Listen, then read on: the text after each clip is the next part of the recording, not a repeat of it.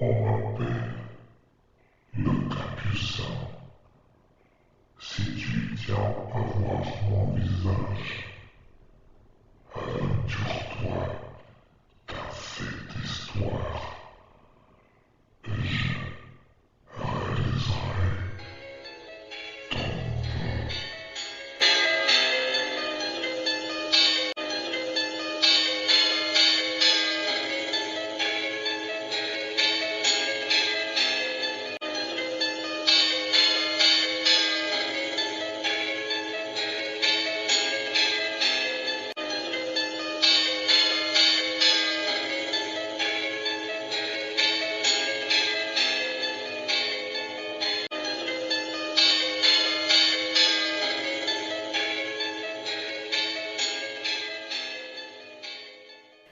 Chapitre 13. L'enregistrement, deuxième partie. 14. L'enregistrement, troisième partie.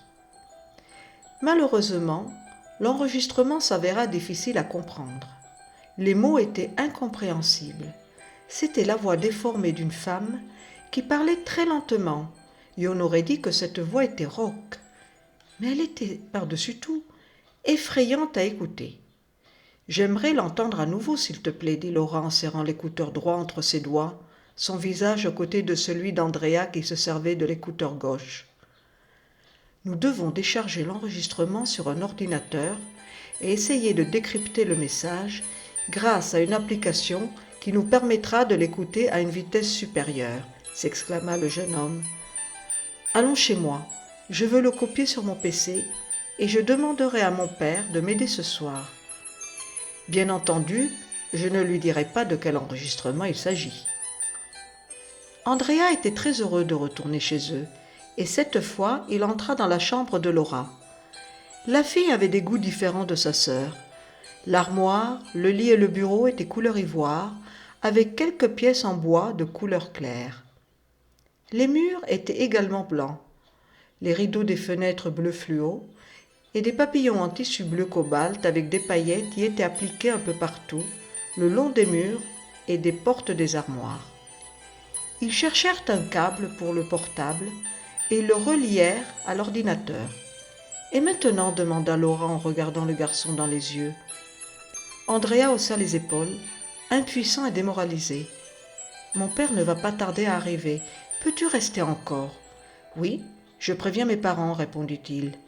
Dis-leur que nous te ramènerons chez toi. Ça te dit de goûter ? Voyons voir. Le portable et l'ordinateur sont reliés, le stéréo aussi. J'ai téléchargé un programme gratuit Audacité. Il enregistre et reproduit des sons. Maintenant, nous allons activer le répondeur, enregistrer et sauvegarder le fichier dans ton portable, Laura, lui expliqua son père. Les deux amis étaient fous de joie. La deuxième étape consista à télécharger une application pour déchiffrer le message. Les deux s'étaient compris sans proférer un mot. Ils auraient encore profité de lui à leur côté. « Les jeunes, j'ai dû m'être trompé quelque part, car cet enregistrement est plutôt bizarre. » L'enregistrement, troisième partie. « Non, papa, ça ne dépend pas de toi. C'est l'enregistrement qui n'est pas bon, s'exclama Laura. « C'est bien pour ça qu'on voulait le décharger sur l'ordinateur, intervint Andrea. Pour essayer de comprendre cet étrange message. Nous avons donc besoin d'une application nous permettant d'accélérer la vitesse de la voix. »« Alors on a déjà fait la moitié du boulot, s'écria le papa de Laura, vu que ce programme nous le permet. Andrea et Laura n'en croyaient pas leurs oreilles. Tout se résoudrait si rapidement. Andrea regarda le père de Laura avec admiration. « Merci de m'avoir accompagné, dit Andrea en descendant de la voiture. « Je suis désolé de n'avoir pas pu déchiffrer le message, dit le père de Laura en s'excusant. Demain, j'essayerai de télécharger une autre application et nous retenterons, vu que c'est si important pour vous. » Le garçon se sentit soulagé, car tout n'était peut-être pas perdu. « Alors à demain, salua-t-il tout confiant, et il se dirigea vers la grille de la maison. « Papa, je crois avoir entendu dire « Ciao ». « C'est toi ?» demanda Laura alors qu'ils rentraient chez eux. « Oui, répondit-il pensivement, ça se peut. Je n'en suis pas sûre à 100% car les voix s'entremêlaient. »« Quelle voix ? Y en a-t-il plus d'une ? Je n'ai rien remarqué, mis à part le timbre de la voix de la femme qui parle si lentement que j'en ai la chair de poule.